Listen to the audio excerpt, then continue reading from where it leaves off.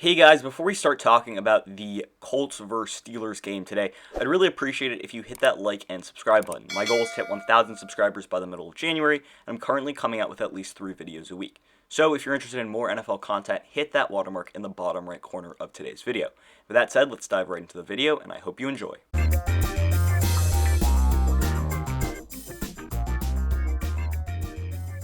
So what a win by this Pittsburgh Steelers team. Congratulations to them on winning their division today after the 20-24 win over the Indianapolis Colts. And this was a game where it was a tale of two halves. Let's start with the Steelers here in this one. So coming to the game, they were 0-3 in their last 3 games after winning 11 straight to open the year. And this was a really big win for them, really closing the tide, closing their past 3 games where they haven't found success, and really showing that they were back. That first half, it looked like the same old Steelers from the past 3 games. I mean, they looked out of sync on offense. And although their defense was a little bit up and down, their offense just couldn't get going. And there are a couple of reasons for that. One is that Big Ben took an injury during that Washington game a few weeks ago. That was the Steelers' first loss in the season. And I don't know if he wasn't 100%. I don't know how bad that injury was, but he had a knee injury, and you don't know how that could have affected him. I mean, that could have affected him greatly, but it just didn't look going. And the reason for that is the offense was not pushing the ball down the field. They were trying passes that were short, like slants, passes into the flat. And when you're not throwing the ball deep, those passes don't work because the linebackers are going to be on you, and you're not going to have space to run after the catch. The beauty of slant passes, the beauty of passes into the flat are based off of your ability to throw the ball deep downfield or your ability to run the ball, which is nothing that the Steelers were able to do in that first half. So overall, I mean, you needed to push those linebackers back and push that secondary back to allow for the space underneath. And there wasn't any space underneath in that first half for the Steelers. The Colts defense is very good, and they capitalized in that first half. However, I mean, if you just look at the Steelers stats, I mean, they are a team that has the fewest percentage of throws that travel 10-plus air yards this season, so you can see that their reliance on the underneath passing game is something that really ended up hurting them in this one. However, they did turn things around, and it was really based off of that second half performance. I mean, when they threw the ball deep, good things happened, and once Big Ben got going with that deep ball, the Pittsburgh Steelers really got the momentum, and they really pushed forward. It started with that Diontae Johnson 39-yard touchdown that obviously got the ball rolling at that point. The Steelers were only down by 10 points. And, I mean, at the end of the day, Roethlisberger was really good today. 34 for 49, 342 yards, and 3 touchdowns. And he found his receivers for big yardage, too. I mean, Juju Smith-Schuster had a big game with 9 catches for 96 yards and a touchdown. As I said, Diontae Johnson just had a touchdown, 8 catches for 75 yards and a touchdown. So overall, this Steelers team was very, very good. They were very good in that second half, but it was really after that first half that they realized that they needed to change things and really force the Colts defense into tough situations. And I mean, even when they decided to throw the ball deep, pass interference calls were something that we saw a little bit of. So, I mean, the better the Steelers got, that was really based off their ability to throw the ball deep. And one other thing on the offensive side of the ball is they really need to commit to running the football a little bit more. I know that they really weren't able to do that in this one. The Colts have a very good defense, very good run defense. But if they want to go deep in this playoffs and against good football teams, they need to wear teams down using the running back. So look for Benny Snell, look for James Conner to really have to get going if this Steelers team wants a chance. But when we look at the defensive side of this team, we're just going to see how good they are. I mean, it starts with TJ Watt. He had a sack on the second snap. I think he ended up the game with 2 sacks on the game. Let me just check that. Yeah, he had 2 sacks on the game. And he also had a strip sack on Phillip Rivers. That was the first fumble lost for Phillip Rivers this season.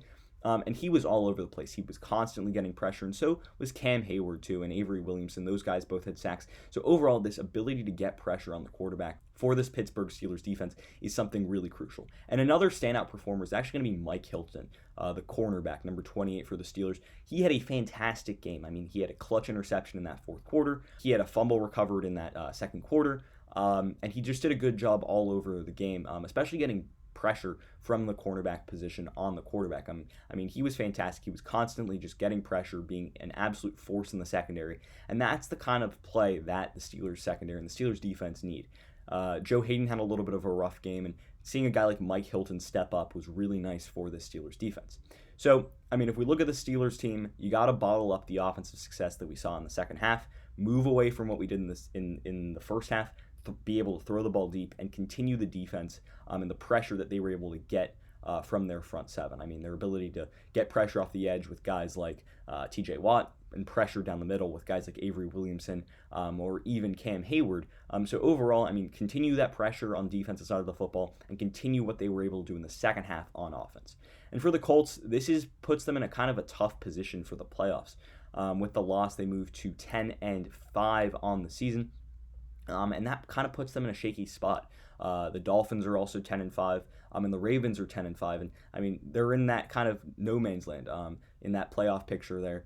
So really, it's going to come down to next week. They're going to be able to need to win that game next week to get in.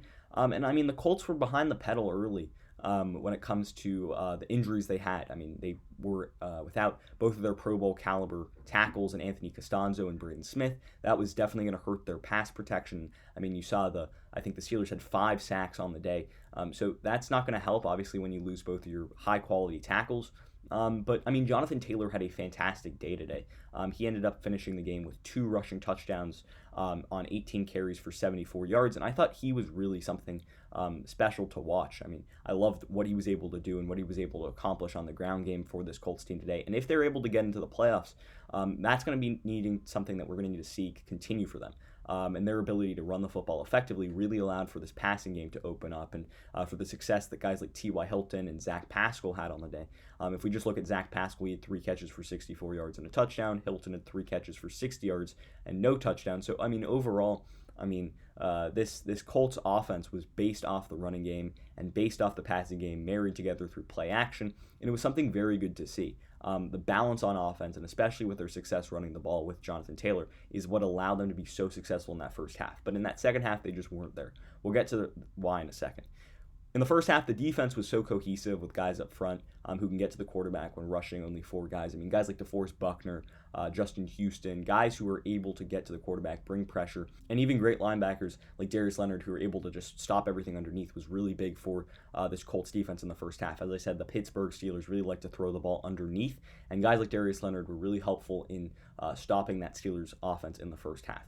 For me, though, the secondary was the one inconsistency. In the first half, they were pretty good. In the second half, PI calls as well as some bad coverage allowed for the Steelers to get back into the game. I mean, they got beat on a few plays, that Diontae Johnson touchdown, and that allowed for this Steelers team to get back into the game. So, I mean, when we look at the second half, the Achilles heel was coming out and closing the game. They were not able to run the ball as effectively in the second half as they were in the first half. They were not able to get the offense going because they couldn't get on the run game. And their defense just wasn't there. Their defensive intensity wasn't there in the second half like we saw it in the first half. I mean, at the very end of the game, too, Phillip Rivers looked like he was trying to force balls into tight windows. I mean, yeah, that happens at the end of the game. That happens. But I would have liked to see Frank Reich dial some plays up where you could have got stuff across the field and less, end-to-end rather than across the field and trying to get upfield after the catch. But I guess, I mean, that's in hindsight. That's something that, I mean, in desperation times, you're doing what you need to do. And although, yeah, you need to get the ball vertical, I just think that they were playing into triple and double coverage a lot, which is going to make it hard at the end of the game. So at the end of the day, I mean, you got to bottle up the marriage between the pass game and the running game for this Colts offense, especially what we saw in the first half from them, not what we saw in the second half because we didn't really see an effective offense in the second half from the Colts. They only ended up putting, I think, 3 points up on the board in that second half. Where they put up 21 in the first half, and that was because their run game, their passing game married together really well. So you got to continue that moving forward. You got to continue to be able to close out games using the run game that just was not there today. If you look at the good teams in the AFC, like the Titans, they're able to close out games with the running game. So the Colts are going to need to be able to match that intensity. They're going to be able to use Jonathan Taylor at the end of games to really close out and run games to the finish. And with that said, I mean, the Steelers, good job, good win today, win the division, congrats to them. The Colts, they've still got work to do to get into the playoffs, so watch out for them next week. And that's going to end the video for today. Before you leave, please drop a like and a sub. That would really help my channel grow. I'd really appreciate it. I'm currently posting 3 videos a week. So if you're interested in more football content for the remainder of the season, please feel free to hit that like and subscribe button. And with that said, I hope you enjoyed the video. And until next time, see ya.